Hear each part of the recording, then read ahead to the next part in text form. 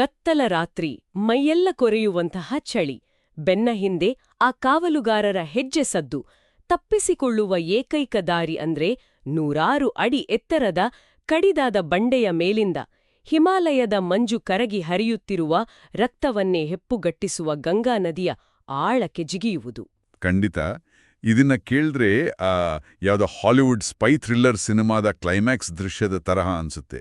ಹೌದು, ಆದರೆ ನಾವು ಮಾತನಾಡುತ್ತಿರುವುದು ಜೇಮ್ಸ್ ಬಾಂಡ್ ಅಥವಾ ಜೇಸನ್ ಬೋರ್ನ್ ಬಗ್ಗೆ ಅಲ್ಲ, ಬದಲಾಗಿ 7ನೇ ಶತಮಾನದ ಪ್ರಾಚೀನ ಭಾರತದಲ್ಲಿ ಬದುಕಿದ್ದ ಸೂರ್ಯ ಶರ್ಮಾ ಎಂಬ ಒಬ್ಬ ಸಾಮಾನ್ಯ ಗೂಢಚಾರಿಯ ಬಗ್ಗೆ. ನಿಜ. ಆತನ ಬದುಕಿನ ಈ ಒಂದು ರಾತ್ರಿ ಆ ಕಾಲದ 2 ಅತಿ ದೊಡ್ಡ ಸಾಮ್ರಾಜ್ಯಗಳ ಭವಿಷ್ಯವನ್ನು ನಿರ್ಧರಿಸುವಷ್ಟರ ಮಟ್ಟಿಗೆ ಪ್ರಮುಖವಾಗಿತ್ತು. ಸರಿ, ಇಂದಿನ ನಮ್ಮ ಈ ಆಳವಾದ ಅಧ್ಯಯನವನ್ನು ಬಿಡಿಸಿ ನೋಡೋಣ. ಸಂಪದದಲ್ಲಿ ಪ್ರಕಟವಾದ ಪುಲಿಕೇಶಿ ಹರ್ಷವರ್ಧನರ ಕಾಲದಲ್ಲಿ ಎಂಬ ಐತಿಹಾಸಿಕ ಕಥನ ಮತ್ತು ವಾತಾಪಿಯ ಸಾಹಸಯಾನ ಎಂಬ ಲೇಖನಗಳು ಇಂದಿನ ನಮ್ಮ ಮೂಲಗಳು. ಅಂದ್ರೆ ನಾವಿಲ್ಲಿ ಕೇವಲ ದಿನಾಂಕಗಳನ್ನು ಅಥವಾ ರಾಜರ ಹೆಸರುಗಳನ್ನು ಮಾತ್ರ ಮೆಲುಕು ಹಾಕುತ್ತಿಲ್ಲ. ಹೌದು, ಪ್ರಾಚೀನ ಭಾರತದ 2 ಬಲಿಷ್ಠ ಸಾಮ್ರಾಜ್ಯರಾದ ಇಮ್ಮಡಿ ಪುಲಿಕೇಶಿ ಮತ್ತು ಹರ್ಷವರ್ಧನರ ನಡುವಿನ ರಾಜಕೀಯ ಪೈಪೋಟಿ, ಆ ಒಂದು ಶೀತಲ ಸಮರದ ವಾತಾವರಣ ಹೇಗಿತ್ತು ಅನ್ನೋದನ್ನ ಅರ್ಥ ಮಾಡ್ಕೊಳ್ಳೋದು ಇಂದಿನ ಗುರಿ. ಜೊತೆಗೆ ಆ ಬೃಹತ್ ರಾಜಕೀಯ ಆಟದಲ್ಲಿ ದಾಳವಾಡಿ ಬಳಕೆಯಾದ ಒಬ್ಬ ಗೂಢಚಾರ್ಯ ಅಂದ್ರೆ ಸೂರ್ಯ ಶರ್ಮನ ದಿನಚರ್ಯೆಯ ಮೂಲಕ ಈ ಇತಿಹಾಸವನ್ನು ನಾವು ನೋಡಲಿದ್ದೇವೆ. ಈ ಕಥೆಯ ಅತ್ಯಂತ ಕುತೂಹಲಕಾರಿ ಅಂಶ ಅಂದ್ರೆ ಅದೇ ಅಲ್ವಾ, ಇತಿಹಾಸವನ್ನು ನಾವು ಯಾವಾಗ್ಲೂ ವಿಜೇತರ ಅಥವಾ ಚಕ್ರವರ್ತಿಗಳ ಕಣ್ಣಿನಿಂದ ನೋಡ್ತೇವೆ. ಖಂಡಿತ. ಆದರೆ ಈ ಆತ್ಮಕಥನದ ರೂಪದ ಕಥೆ ಇತಿಹಾಸವನ್ನು ಅರಮನೆಯ ಮೊಗಸಾಲೆಯುಂಡಲ್ಲ, ಬದಲಾಗಿ ಕತ್ತಲೆಯ ಸೆರೆಮನೆಗಳಿಂದ ಮಂಜುಗಡ್ಡೆಯ ನದಿಗಳ ಮೂಲಕ ನೋಡಲು ನಮಗೆ ಅವಕಾಶ ಮಾಡಿಕೊಡುತ್ತದೆ. ವಾತಾಪಿ ನಗರದ ಅಂದ್ರೆ ಇಂದಿನ ಕರ್ನಾಟಕದ ಭಾಗದ ಒಂದು ಸಾಮಾನ್ಯ ವೈದಿಕ ಕುಟುಂಬದಿಂದ ಬಂದ ಈತ ಕೇವಲ ಪೂಜೆ ಪುನಸ್ಕಾರಗಳಿಗೆ ಸೀಮಿತವಾಗದೆ ಬೃಹತ್ ರಾಜಕೀಯ ಚದುರಂಗದಾಟಕ್ಕೆ ಒಡ್ಡುಕೊಳ್ಳೋದು ಸಾಮಾನ್ಯ ವಿಚಾರವಲ್ಲ.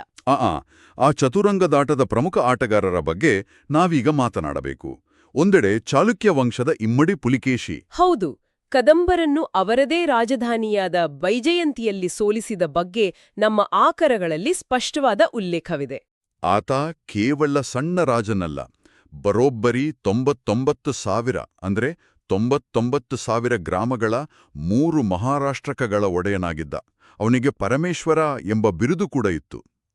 ಇಲ್ಲೇ ನಮಗೊಂದು ಪ್ರಶ್ನೆ ಬರೋದು, ಈ 99,000 ಗ್ರಾಮಗಳು ಅನ್ನೋದು ಅಂದ್ರೆ ಅದು ಕೇವಲ ಕವಿಗಳ ಅತಿಶಯೋಕ್ತಿಯೇ ಅಥವಾ ಇದರ ಹಿಂದೆ ಆಡಳಿತಾತ್ಮಕವಾಗಿ ಏನಾದರೂ ಲೆಕ್ಕಾಚಾರ ಇತ್ತಾ? ಇದೊಂದು ಅತ್ಯುತ್ತಮವಾದ ಪ್ರಶ್ನೆ. ನಾವು ಪ್ರಾಚೀನ ಕಾಲದ ಸಂಖ್ಯೆಗಳನ್ನು ನೋಡಿದಾಗ ಅವುಗಳನ್ನು ಇಂದಿನ ನಿಖರವಾದ ಜನಗಣತಿಯಂತೆ ಭಾವಿಸುವಂತಿಲ್ಲ. ಆದರೆ ಇದು ಕೇವಲ ಬಡಾಯಿ ಕೊಚ್ಚಿಕೊಳ್ಳುವಿಕೆಯಲ್ಲ. ಓಹೋ, ಹಾಗಾದ್ರೆ ಅದೊಂದು ರೀತಿಯ ಅಳತೆಗೋಲು ಅಂತೀರಾ? ಹೌದು, ಅದೊಂದು ಆಡಳಿತಾತ್ಮಕ ಮಾನದಂಡ. ಅದು ಆ ಸಾಮ್ರಾಜ್ಯದ ಕಂದಾಯ ವಸೂಲಾತಿಯ ಸಾಮರ್ಥ್ಯವನ್ನು, ಸೇನೆಯನ್ನು ಪೋಷಿಸಲು ಬೇಕಾದ ಕೃಷಿ ಜಾಲವನ್ನು ಸೂಚಿಸುತ್ತದೆ. ಅಂದ್ರೆ 3 ಮಹಾರಾಷ್ಟ್ರಕಗಳು ಇಂದಿನ ಮಹಾರಾಷ್ಟ್ರ, ಕರ್ನಾಟಕದ ಉತ್ತರ ಭಾಗ ಮತ್ತು ಕರಾವಳಿಯ ಬಹುದೊಡ್ಡ ಭೂಭಾಗ. ನಿಖರವಾಗಿ ಹೇಳಿದ್ದೀರಿ. ಇಷ್ಟು ದೊಡ್ಡ ಪ್ರದೇಶವನ್ನು ಯಾವುದೇ ಆಧುನಿಕ ಸಂಪರ್ಕ ವ್ಯವಸ್ಥೆಯಿಲ್ಲದೆ ಹಿಡಿತದಲ್ಲಿ ಇಟ್ಟುಕೊಳ್ಳಬೇಕಾದರೆ ಕೇವಲ ಸೈನ್ಯವಿದ್ದರೆ ಸಾಲದು. ಅದಕ್ಕೆ ಅತ್ಯಂತ ಬಲವಾದ ಗುಪ್ತಚರ ಇಲಾಖೆ ಬೇಕು. ಇದೇ ಪುಲಿಕೇಶಿಯ ನಿಜವಾದ ಶಕ್ತಿಯಲ್ವಾ? ಸೈನ್ಯಕ್ಕಿಂತ ಹೆಚ್ಚಾಗಿ ಆತನ ವ್ಯವಸ್ಥೆಯ ಬಲ. ಖಂಡಿತ. ಮತ್ತು ಈ ಬಲವನ್ನು ಪ್ರದರ್ಶಿಸಲು ಆತ ಆಯ್ಕೆ ಮಾಡಿಕೊಂಡ ಮಾರ್ಗ ಯಾವುದು ಎಂಬುದು ಮತ್ತಷ್ಟು ಆಸಕ್ತಿದಾಯಕವಾಗಿದೆ. ಹೌದು, ನಮ್ಮ ಮೂಲಗಳ ಪ್ರಕಾರ ಪುಲಿಕೇಶಿ ಐಹೊಳೆಯಲ್ಲಿ ಭಾರೀ ದೇವಾಲಯಗಳನ್ನು ಕಟ್ಟಿಸುತ್ತಾನೆ. ನಾವೆಲ್ಲರೂ ಆ ಪ್ರಾಚೀನ ದೇವಾಲಯಗಳನ್ನು ಭಕ್ತಿಯಿಂದ ನೋಡುತ್ತೇವೆ. ಆದರೆ ಇಲ್ಲಿನ ಕಥೆಯಲ್ಲಿ ಪುಲಿಕೇಶಿಯ ಮಹಾಮಂತ್ರಿಗಳು ಸೂರ್ಯ ಶರ್ಮನಿಗೆ ಹೇಳುವ ಒಂದು ಮಾತಿದೆ. ಅರಸನಿಗೆ ಅವನ ಮುದ್ರೆ ಇತಿಹಾಸದ ಮೇಲೆ ಬೀಳಬೇಕೆಂಬ ಇಚ್ಛೆ ಅಂತ. ಅಂದ್ರೆ ಐಹೊಳೆಯ ನಿರ್ಮಾಣ ಕೇವಲ ದೇವರಿಗಾಗಿ ಆಗಿರಲಿಲ್ಲ, ಬದಲಾಗಿ ಅದೊಂದು ರೀತಿಯ ರಾಜಕೀಯ ಪ್ರಪಗಾಂಡ ಆಗಿತ್ತಾ? ಅದನ್ನೇ ನಾವು ಇಂದಿನ ಭಾಷೆಯಲ್ಲಿ ಸಾಫ್ಟ್ ಪವರ್ ಅಥವಾ ಮೃದು ಶಕ್ತಿ ಅಂತ ಕರೆಯೋದು. ಬೃಹತ್ ರಾಷ್ಟ್ರಗಳು ಒಲಿಂಪಿಕ್ಸ್ ಆಯೋಜಿಸುತ್ತವಲ್ಲ, ಹಾಗೆ. ಓ, ಅರ್ಥವಾಯಿತು. ಉತ್ತರದಲ್ಲಿ ಹರ್ಷವರ್ಧನನಂತಹ ಪ್ರಬಲ ಉತ್ತರಾಪತೇಶ್ವರ ಇದ್ದ. ಅವರಿಬ್ಬರ ನಡುವೆ ನರ್ಮದಾ ನದಿಯ ಗಡಿಗಾಗಿ ಸದಾ ಸಂಘರ್ಷ ಇತ್ತು. ಹೌದು. ಇಂಥ ಸಮಯದಲ್ಲಿ ನನ್ನ ಬಳಿ ಬೃಹತ್ ಕಲ್ಲಿನ ದೇವಾಲಯಗಳನ್ನು ಕಟ್ಟಿಸಲು ಬೇಕಾದಷ್ಟು ಸಂಪತ್ತಿದೆ, ಶಾಂತಿ ಇದೆ ಅಂತ ಜಗತ್ತಿಗೆ ಸಾರುವುದು ಶತ್ರುಗಳಿಗೆ ನೀಡುತ್ತಿದ್ದ ಅತ್ಯಂತ ದೊಡ್ಡ ಎಚ್ಚರಿಕೆ ಆಗಿತ್ತು. ಎಂಥ ಅದ್ಭುತವಾದ ರಣತಂತ್ರ. ಯುದ್ಧಭೂಮಿಗೆ ಇಳಿಯುವ ಮುನ್ನವೇ ಅಂದ್ರೆ ಕಲೆಯ ಮೂಲಕ ಶತ್ರುವಿನ ಮನಸ್ಥಿತಿಯನ್ನು ಕುಗ್ಗಿಸುವುದು. ಐಹೊಳೆ ಪ್ರಾಚೀನ ಕಾಲದ ನ್ಯೂಕ್ಲಿಯರ್ ಡಿಟರೆನ್ಸ್ ತರಹ ಕೆಲಸ ಮಾಡುತ್ತಿತ್ತು ಅಲ್ವಾ? ಖಂಡಿತ. ಆದರೆ ರಾಜರುಗಳು ಹೀಗೆ ಕಲ್ಲಿನಲ್ಲಿ ತಮ್ಮ ಪ್ರತಿಷ್ಠೆಯನ್ನು ಸ್ಥಾಪಿಸುತ್ತಿದ್ದರೆ ಇವರ ಯೋಜನೆಗಳು ಯಶಸ್ವಿಯಾಗಲು ಕತ್ತಲೆಯಲ್ಲಿ ದುಡಿತಿದ್ದ ಸೂರ್ಯಶರ್ಮನಂತಹ ಗೂಢಚಾರಿಗಳ ಬದುಕು ಹೇಗಿತ್ತು ಅಂತ ನಾವು ನೋಡಬೇಕು. ಹೌದು, ಆತನ ತರಬೇತಿಯ ಬಗ್ಗೆ ಓದುವಾಗ ಅದು ಗೊತ್ತಲ್ಲ, ಇಂದಿನ ಕಾಲದ ಕಮಾಂಡೋ ಟ್ರೈನಿಂಗಿಗಿಂತ ಕಡಿಮೆ ಇರಲಿಲ್ಲ ಅನಿಸುತ್ತೆ. ಊರಾಚೆಯ ಪಾಳುಬಿದ್ದ ಗುಡಿ, ಅಲ್ಲಿ ಎಲ್ಲೆಲ್ಲೂ ಆವರಿಸಿರುವ ದೈತ್ಯ ಜೇಡ್ರ ಬಲೆಗಳು, ಆ ಅಡ್ಡಬಿದ್ದ ಕಲ್ಲಿನ ಕಂಬಗಳು, ಕುದುರೆಯ ಜೀನು ಬಿಚ್ಚಿಟ್ಟು ಅಲ್ಲಿಯೇ ರಹಸ್ಯವಾಗಿ ಭೇಟಿಯಾಗೋದು, ವಾಸ್ತವದಲ್ಲಿ ಅದು ಹಿಂದಿನ ತರಬೇತಿಗಿಂತ ಕಠಿಣವಾಗಿತ್ತು. ನಿಜ. ಇಂದಿನ ಕಮಾಂಡೋಗಳಿಗೆ ಒಂದು ನಿರ್ದಿಷ್ಟ ವ್ಯವಸ್ಥೆ, ವೈದ್ಯಕೀಯ ನೆರವು ಇರುತ್ತೆ. ಆದರೆ ಗೂಢಚಾರಿಕೆ ಅಂದು ಅಕ್ಷರಶಃ ಒಂಟಿ ಹೋರಾಟ ಆಗಿತ್ತು. ಹೌದು. ಶರ್ಮನನ್ನು ಒಂದು ಬಾರಿ ಸರಪಣಿಗಳಿಂದ ಕಟ್ಟಿಹಾಕಿ ಕತ್ತಲೆ ಕಾರಾಗೃಹಕ್ಕೆ ತಳ್ಳುವ ಪ್ರಸಂಗವಿದೆ ಕಥೆಯಲ್ಲಿ. ಆ ದೃಶ್ಯವಂತೂ ಭೀಕರವಾಗಿದೆ. ಆ ಸೆರೆಮನೆ ಹೇಗಿತ್ತು ಅಂದ್ರೆ ಅಲ್ಲಿ ಹಗಲು ರಾತ್ರಿಯ ವ್ಯತ್ಯಾಸವೇ ತಿಳಿಯುತ್ತಿರ್ಲಿಲ್ಲ. ಜೊತೆಗೆ ತನಗೆ ಮರಣದಂಡನೆಯಾಗಿದೆ ಎಂಬ ಸುದ್ದಿ ಕಿವಿಗೆ ಬೀಳ್ತದೆ. ದೈಹಿಕ ಹಿಂಸೆಗಿಂತ ಈ ಮಾನಸಿಕ ಹಿಂಸೆ, ಆ ಸೆನ್ಸರಿ ಡಿಪ್ರಿವೇಷನ್ ಇದೆಯಲ್ಲ, ಅದು ಮನುಷ್ಯನ ಅಹಂಕಾರವನ್ನು ಒಡೆದು ಹಾಕುವ ತಂತ್ರವಾಗಿತ್ತು. ಖಂಡಿತ. ಇಂಥ ಪರಿಸ್ಥಿತಿಯಲ್ಲಿ ಆತ ಹೇಗೆ ತಡೆದುಕೊಂಡ? ಒಮ್ಮೆ ಒಬ್ಬ ವ್ಯಕ್ತಿ ನಾನು ಸತ್ತೇ ಹೋಗಿದ್ದೇನೆ ಎಂದು ಒಪ್ಪಿಕೊಂಡು ಬಿಟ್ರೆ ಆತನಿಂದ ಯಾವುದೇ ರಹಸ್ಯವನ್ನು ಕಕ್ಕಿಸುವುದು ಅಸಾಧ್ಯ. ಶರ್ಮನಿಗೆ ಬೇಕಾಗಿದ್ದದ್ದು ಅದೇ, ಸತ್ರೆ ಸತ್ತಂತೆ ಎಂಬ ಮನಸ್ಥಿತಿ. ಓಹೋ, ಅಂದ್ರೆ ತನ್ನ ಭಾವನೆಗಳನ್ನು ಸಂಪೂರ್ಣವಾಗಿ ಮರಗಟ್ಟಿಸಿಕೊಳ್ಳುವುದು. ಒಂದು ಕಣ್ಣು ತೆರೆದೇ ಮಲಗುವ ಸಾಮರ್ಥ್ಯ ಆತ ರೂಢಿಸಿಕೊಂಡಿದ್ದ. ಹೌದು. ರಾಯಭಾರತ್ವ ಅಂದ್ರೆ ಕೇವಲ ಒಪ್ಪಂದಗಳಲ್ಲ, ಸಿಕ್ಕಿಬಿದ್ರೆ ಚಿತ್ರಹಿಂಸೆ ಅನುಭವಿಸಿ ಸಾಯಲೇಬೇಕಾದಂತಹ ಅಪಾಯಕಾರಿ ವೃತ್ತಿಯದು. ಈ ಕತ್ತಲೆಯ ಸೆರೆವಾಸದಿಂದ ಆತ ಹೇಗೋ ಪಾರಾಗಿ ಕಾಮರೂಪಕ್ಕೆ ರಾಯಭಾರಿಯಾಗಿ ಹೊರಡುತ್ತಾನೆ. ಅಲ್ಲಿಂದ ಅವನ ಭೌಗೋಳಿಕ ಸವಾಲುಗಳು ಶುರುವಾಗುತ್ತವೆ. ಜಾಲಂಧರವನ್ನು ತಲುಪಿ ಸಿಂಧೂ ನದಿಯನ್ನು ದಾಟಲು ಇಚ್ಛಿಸದೆ ಅಲ್ಲಿಂದ ಕುಲುತ ದೇಶಕ್ಕೆ ಆತ ಹೊರಡುತ್ತಾನೆ. ಅದು ಬರೋಬ್ಬರಿ 350 ಕ್ರೋಶಗಳ ಅಪಾಯಕಾರಿ ಪರ್ವತ ಮಾರ್ಗ. 350 ಕ್ರೋಶ ಅಂದ್ರೆ ಇಂದಿನ ಲೆಕ್ಕದಲ್ಲಿ ಸರಿಸುಮಾರು 1000 ಕಿಲೋಮೀಟರ್ಗಳಿಗಿಂತಲೂ ಹೆಚ್ಚು. ನಿಖರವಾಗಿ ಹೇಳಿದ್ದೀರಿ. ಕಡಿದಾದ ಹಿಮಾಲಯದ ಬೆಟ್ಟಗಳು, ಕಂದಕಗಳು. ಆತ ಸುಲಭವಾದ ರಾಜಮಾರ್ಗಗಳನ್ನು ಬಿಟ್ಟು ಈ ದುರ್ಗಮ ಮಾರ್ಗವನ್ನು ಯಾಕೆ ಆಯ್ದುಕೊಂಡ ಗೊತ್ತಾ? ಹರ್ಷವರ್ಧನನ ಗಡಿಗಳಲ್ಲಿ ಸೈನ್ಯದ ಕಾವಲು ಹೆಚ್ಚಿರುತ್ತಿತ್ತು, ಹಾಗಾಗಿ ಅಲ್ವಾ? ಹೌದು. ಸುಲಭವಾದ ದಾರಿಯಲ್ಲಿ ಹೋದರೆ ಭಟರಿಗೆ ಸಿಕ್ಕಿಬೀಳುವ ಅಪಾಯ ಇತ್ತು. ಇದೇ ದಾರಿಯಲ್ಲಿ ಅವನಿಗೆ ನೇಪಾಳವನ್ನು ದಾಟಿ ಮಹಾಚೀನದಿಂದ ಬಂದಿದ್ದ ಒಬ್ಬ ಯಾತ್ರಿಕನ ಪರಿಚಯವಾಗುತ್ತೆ. ಆ ಚೀನಿ ಯಾತ್ರಿಕ ಸದಾ ತನ್ನ ತಾಳೆಗರಿಗಳ ಮೇಲೆ ಏನನ್ನೋ ಬರೆಯುತ್ತಲೇ ಇರುತ್ತಾನೆ. ನಾವು ಊಹಿಸಬಹುದಾದ್ರೆ ಆತ ಖ್ಯಾತ ಚೀನಿ ಪ್ರವಾಸಿ ಯುಯೆನ್ತ್ಸಾಂಗ್ ಆಗಿರಬಹುದು. ಖಂಡಿತ. ಇಲ್ಲಿ ಒಂದು ಪ್ರಶ್ನೆ ಬರುತ್ತದೆ. ವಾತಾಪಿಯ ಒಬ್ಬ ರಹಸ್ಯ ಗೂಢಚಾರಿ ಭಾಷೆ, ಸಂಸ್ಕೃತಿ ಪರಿಚಯವಿಲ್ಲದ ಒಬ್ಬ ವಿದೇಶಿ ಬೌದ್ಧ ಸನ್ಯಾಸಿಯ ಜೊತೆ ಯಾಕೆ ಪ್ರಯಾಣ ಮಾಡ್ತಾನೆ? ಇದರ ಹಿಂದೆ ಏನಾದ್ರೂ ರಾಜತಾಂತ್ರಿಕ ಲಾಭ ಇತ್ತಾ? ಅಂದ್ರೆ ಅದೊಂದು ರೀತಿಯ ಕವಲ್ ಐಡೆಂಟಿಟಿ ತರಹ ಕೆಲಸ ಮಾಡ್ತಿತ್ತಾ? ಹೌದು, ಬಹಳ ದೊಡ್ಡ ಲಾಭವಿತ್ತು. ಧರ್ಮ ಎನ್ನುವುದು ಸಾರ್ವಕಾಲಿಕ ಅತ್ಯುತ್ತಮ ರಹಸ್ಯದ ಮುಖವಾಡ. ಸನ್ಯಾಸಿಗಳಿಗೆ ಗಡಿಗಳನ್ನು ದಾಟಲು ಮುಕ್ತ ಅವಕಾಶವಿರುತ್ತಿತ್ತು. ಓ, ಅದಕ್ಕೆ ಶರ್ಮಾ ಆತನ ಜೊತೆಗೂಡಿ ತಾನೊಬ್ಬ ಧಾರ್ಮಿಕ ಯಾತ್ರಿಕ ಅಂತ ನಟಿಸಿದ. ಅವರಿಬ್ರು ಒಟ್ಟಾಗಿ ಶೃಗ್ನ, ಮಾತೀಪುರ, ಬ್ರಹ್ಮಪುರ ಮುಂತಾದ ದೇಶಗಳ ಮೂಲಕ ಪ್ರಯಾಣಿಸ್ತಾರೆ.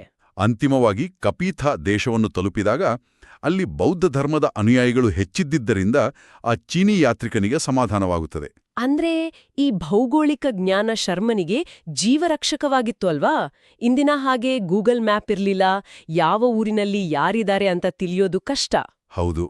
ಆ ಕಾಲದ ಗೂಢಚಾರಿಗಳಿಗೆ ಅದ್ಭುತವಾದ ನಕ್ಷೆಗಾರರು ಮತ್ತು ಮಾನವಶಾಸ್ತ್ರಜ್ಞರೂ ಆಗಿರಬೇಕಿತ್ತು. ಪ್ರತಿಯೊಂದು ಊರಿನ ಸಂಸ್ಕೃತಿ ಅರಿತುಕೊಳ್ಳುವುದು ಅವರ ಉಳಿವಿಗಾಗಿ ಅನಿವಾರ್ಯವಾಗಿತ್ತು. ಈ ಎಲ್ಲ ಕಠಿಣ ಪರ್ವತಗಳನ್ನು ದಾಟಿ ಶರ್ಮಾ ಕೊನೆಗೂ ತಲುಪುವುದು ಹರ್ಷವರ್ಧನನ ಬೃಹತ್ ಸಾಮ್ರಾಜ್ಯದ ಕೇಂದ್ರವಾದ ಕನ್ಯಾಕುಬ್ಜವನ್ನು. ಇಲ್ಲಿ ನಾವು ಮೊದಲೇ ಮಾತನಾಡಿದ ಆ ಮೃದು ಶಕ್ತಿಯ ವಿರುದ್ಧ ದಿಕ್ಕನ್ನು ನೋಡ್ತೇವೆ. ಕನ್ಯಾಕುಬ್ಜದ ಬಳಿ ಹರ್ಷರಾಜನ ಧಾರ್ಮಿಕ ಸಮಾವೇಶ ನಡೆಯುತ್ತಿರುತ್ತದೆ. ಹೌದು. ಕಥೆಯಲ್ಲಿ ಬರುವ ವಿವರಣೆಯಂತೆ ಗಂಗಾ ನದಿಯ ಪಶ್ಚಿಮ ತೀರದಲ್ಲಿ ಹರ್ಷವರ್ಧನ ಆನೆಯ ಮೇಲೆ ಕುಳಿತು ಗಜಾರೋಹಣ ಮಾಡ್ತಾ ಆಗಮಿಸ್ತಾನೆ. ಸುತ್ತಲೂ ನಗಾರಿ, ಕಹಳೆಗಳ ನಾದ.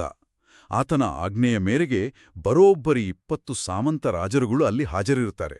ದಕ್ಷಿಣದ ಪುಲಿಕೇಶಿಯ ವಾಸ್ತುಶಿಲ್ಪದ ಶಕ್ತಿಗೂ ಉತ್ತರದ ಹರ್ಷನ ಈ ಪ್ರದರ್ಶನಕ್ಕೂ ಭಾರಿ ವ್ಯತ್ಯಾಸ ಕಾಣುತ್ತೆ ಅಲ್ವಾ? ಖಂಡಿತ. ಪುಲಿಕೇಶಿಯ ಕಲ್ಲಿನ ದೇವಾಲಯಗಳು ಶಾಶ್ವತವಾದ ಸ್ಥಿರ ಶಕ್ತಿಯನ್ನು ಪ್ರತಿಬಿಂಬಿಸಿದರೆ, ಹರ್ಷನ ಆನೆಗಳ ಪಡೆ, ನಗಾರಿಗಳ ಸದ್ದು ಇವೆಲ್ಲವೂ ಆತನ ಚಲನಶೀಲ ಶಕ್ತಿ ಮತ್ತು ಮಿಲಿಟರಿ ಬಲವನ್ನು ತೋರಿಸುತ್ತಿತ್ತು. ಗೂಢಚಾರಿಯಾಗಿ ಸೂರ್ಯಶರ್ಮನ ಮುಖ್ಯ ಗುರಿ ಇದನ್ನೇ ಅಳೆಯುವುದಾಗಿತ್ತು. ಹರ್ಷನ ಮಿಲಿಟರಿ ಶಕ್ತಿ ಎಷ್ಟಿದೆ ಅನ್ನೋದನ್ನು ಕಲೆ ಹಾಕುವುದು ವಾತಾಪಿಗೆ ಅತ್ಯಂತ ನಿರ್ಣಾಯಕವಾಗಿತ್ತು. ಆದರೆ ದುರಂತ ಅಂದ್ರೆ, ಶರ್ಮಾ ಅಲ್ಲಿ ಹೆಚ್ಚು ದಿನ ತನ್ನ ಮುಖವಾಡವನ್ನು ಉಳಿಸಿಕೊಳ್ಳಲು ವಿಫಲನಾಗ್ತಾನೆ. ಆ ಕನ್ಯಾಕುಬ್ಜದ ದೇವಾಲಯವೊಂದರಲ್ಲಿ ಭಟರು ಅವನನ್ನು ಪತ್ತೆ ಹಚ್ಚುತ್ತಾರೆ. ಹೌದು, ಅಸ್ವಸ್ಥನಂತೆ ನಟಿಸಿ ಅಡಗಿದ್ದವನನ್ನು ಹಿಡಿದು ಕೈಕಾಲು ಕಟ್ಟಿ ಕಡಿದಾದ ಬಂಡೆಗಳ ಮೇಲಿದ್ದ ಕಲ್ಲಿನ ಕಾರಾಗೃಹಕ್ಕೆ ತಳ್ಳುತ್ತಾರೆ. ಇಲ್ಲಿ ಭಟರಿಗೆ ಒಂದು ಸ್ಪಷ್ಟ ನಂಬಿಕೆಯಿತ್ತು. ಈ ಎತ್ತರದ ಬಂಡೆಯಿಂದ ಹಗ್ಗವಿಲ್ಲದೆ ಕೆಳಗಿಳಿಯುವುದು ಅಸಾಧ್ಯ ಅಂತ. ಆ ಬಂಡೆಯ ಮೇಲಿಂದ ಜಾರುವುದು ಅಂದ್ರೆ ನೇರವಾಗಿ ಸಾವಿಗೆ ಆಮಂತ್ರಣ ಕೊಟ್ಟಂತೆ. ಆದ್ರೆ ಶರ್ಮಾ ಆ ಕಲ್ಲಿನ ಕಟ್ಟಡದಿಂದ ತಪ್ಪಿಸಿಕೊಂಡು ನೇರವಾಗಿ 100 ಅಡಿ ಕೆಳಗೆ ಹರಿಯುತ್ತಿದ್ದ ಗಂಗಾ ನದಿಗೆ ಹಾರುತ್ತಾನೆ. ಶಾರೀರಿಕವಾಗಿ ಹೇಳುವುದಾದ್ರೆ ಅದು ಅಸಾಧ್ಯವಾದ ಸಾಹಸ. ಹಿಮದಂತಹ ನೀರಿಗೆ ಒಮ್ಮೆಲೇ ಬಿದ್ದಾಗ ಕೋಲ್ಡ್ ಶಾಕ್ ಆಗ್ತದೆ. ಹೌದು, ಗಂಗಾ ನದಿ ಕಾವೇರಿ ನದಿ ಅಂತಲ್ಲ. ಅದು ನೇರವಾಗಿ ಹಿಮಾಲಯದ ಹಿಮ ಕರಗಿ ಬರುವ ನದಿ. ರಾತ್ರಿಯ ಕೊರೆಯುವ ಚಳಿಯಲ್ಲಿ ಉಸಿರು ಕಟ್ಟುವುದು ಸಹಜ ಅಲ್ವಾ? ರಕ್ತನಾಳಗಳು ತಕ್ಷಣವೇ ಸಂಕುಚಿತಗೊಂಡು ಸ್ನಾಯುಗಳು ಬಿಗಿದುಕೊಂಡು ಈಜಲು ಸಾಧ್ಯವಾಗದ ಸ್ಥಿತಿ ತಲುಪುತ್ತವೆ. ಆದರೆ ಆತ ಬದುಕುವ ಕಿರಿದಾದ ಅವಕಾಶವನ್ನೇ ಆಯ್ದುಕೊಂಡ. ತಾನು ಸತ್ತೇ ಹೋಗಿದ್ದೇನೆ ಅಂತ ವಾತಾಪಿಯ ಕತ್ತಲೆ ಕೋಣದಲ್ಲಿ ಆತ ಮಾಡಿಕೊಂಡಿದ್ದ ಆ ಮಾನಸಿಕ ಸಿದ್ಧತೆ, ಅದೇ ಅವನಿಗೆ ಆ ಹಿಮದ ನೀರಿನಲ್ಲಿ ಉಸಿರು ಕೊಟ್ಟಿರಬಹುದು. ಖಂಡಿತ. ಇತಿಹಾಸವನ್ನು ನಾವು ಕೇವಲ ಯುದ್ಧಗಳ ದೃಷ್ಟಿಯಿಂದ ನೋಡ್ತೇವೆ. ಆದರೆ ಆ ಯುದ್ಧಗಳು ಜಯಶಾಲಿಯಾಗಲು ಸೂರ್ಯಶರ್ಮನಂತಹ ಸಾವಿರಾರು ಜನರ ಬಲಿದಾನಗಳು ಕಾರಣವಾಗಿರ್ತವೆ. ನಿಜ. ಪುಲಿಕೇಶಿಯ ಐಹೊಳೆಯ ದೇವಾಲಯಗಳಾಗ್ಲಿ ಅಥವಾ ಹರ್ಷವರ್ಧನನ ಮಿಲಿಟರಿ ಶಕ್ತಿಯಾಗ್ಲಿ, ಇವೆರಡರ ನಡುವಿನ ಸಮತೋಲನವನ್ನು ಕಾಯ್ದುಕೊಂಡಿದ್ದೇ ಇಂತಹ ಅನಾಮಧೇಯ ರಾಯಭಾರಿಗಳು. ಹೌದು. ಇತಿಹಾಸದ ಪುಟಗಳಲ್ಲಿ ಎಲ್ಲಿಯೂ ದಾಖಲಾಗದ ಇಂತಹ ಸಾಮಾನ್ಯರ ತ್ಯಾಗ ನಿಜಕ್ಕೂ ನಮ್ಮನ್ನು ಮೂಕವಿಸ್ಮಯರನ್ನಾಗಿಸ್ತದೆ. ಒಟ್ಟಾರೆಯಾಗಿ ಹೇಳುವುದಾದ್ರೆ, ಕಲ್ಲಿನಲ್ಲಿ ಅಜರಾಮರವಾದ ರಾಜರ ಪ್ರತಿಷ್ಠೆ ಹಿಂದೆ ಕತ್ತಲೆಯಲ್ಲಿ ಓಡಿದ, ಹಿಮದ ನದಿಯಲ್ಲಿ ಈಜಿದ ಮನುಷ್ಯರ ಜೀವಂತ ಕಥೆಗಳಿವೆ. ಇದನ್ನೆಲ್ಲ ಚರ್ಚಿಸಿದ ನಂತರ ಒಂದು ಆಳವಾದ ವಿಚಾರ ನಮ್ಮನ್ನು ಕಾಳದೇ ಇರೋದು. ಖಂಡಿತ. ಸಾವಿರಾರು ವರ್ಷಗಳ ಹಿಂದೆ ಕೇವಲ ಒಬ್ಬ ಸಾಮಾನ್ಯ ಗೂಢಚಾರಿಯ ದಿನಚರ್ಯೆ ಆ ಕಾಲದ 2 ಬೃಹತ್ ಸಾಮ್ರಾಜ್ಯಗಳ ಇತಿಹಾಸದ ದಿಕ್ಕನ್ನೇ ಬದಲಾಯಿಸುವ ಶಕ್ತಿ ಹೊಂದಿತ್ತು ಅಂದ್ರೆ, ಇಂದಿನ ನಮ್ಮ ಆಧುನಿಕ ಜಗತ್ತಿನಲ್ಲೂ ಇದು ಅನ್ವಯಿಸುತ್ತಲ್ವಾ? ಹೌದು. ಇಂದಿನ ಈ ಡಿಜಿಟಲ್ ಜಗತ್ತಿನಲ್ಲಿ ನಾವು ಬಿಟ್ಟು ಹೋಗುವ ಮಾಹಿತಿಯ ಹೆಜ್ಜೆಗುರುತುಗಳು, ಕಾರ್ಪೊರೇಟ್ ರಾಯಭಾರತ್ವದ ಹೆಸರಿನಲ್ಲಿ ನಡೆಯುವ ಆಧುನಿಕ ಸಾಫ್ಟ್ ಪವರ್ ಆಟಗಳು ನಾಳೆಯ ಇತಿಹಾಸದ ಪುಟಗಳಲ್ಲಿ ನಮ್ಮನ್ನು ಯಾವ ರೀತಿಯಲ್ಲಿ ದಾಖಲಿಸಲಿವೆ? ಇಂದಿನ ಯಾವ ಅನಾಮಧೇಯ ವ್ಯಕ್ತಿಯ ರಹಸ್ಯ ನಿರ್ಧಾರಗಳು ಮುಂದಿನ 100 ವರ್ಷಗಳ ಭೂಪಟವನ್ನು ಈಗಲೇ ಬರೆಯುತ್ತಿರಬಹುದು ಅನ್ನೋದು ಬಹಳ ದೊಡ್ಡ ಪ್ರಶ್ನೆ. ನಿಜ. ಇದು ನಾವೆಲ್ಲರೂ ಆಳವಾಗಿ ಯೋಚಿಸಬೇಕಾದ ವಿಷಯ. ಇಂತಹ ಸಾಮಾನ್ಯರ ಅಸಾಮಾನ್ಯ ರಹಸ್ಯಗಳು ಇಂದಿನ ಕಾಂಕ್ರೀಟ್ ಕಾಡುಗಳ ಕೆಳಗೂ ಹುದುಗಿರಬಹುದು.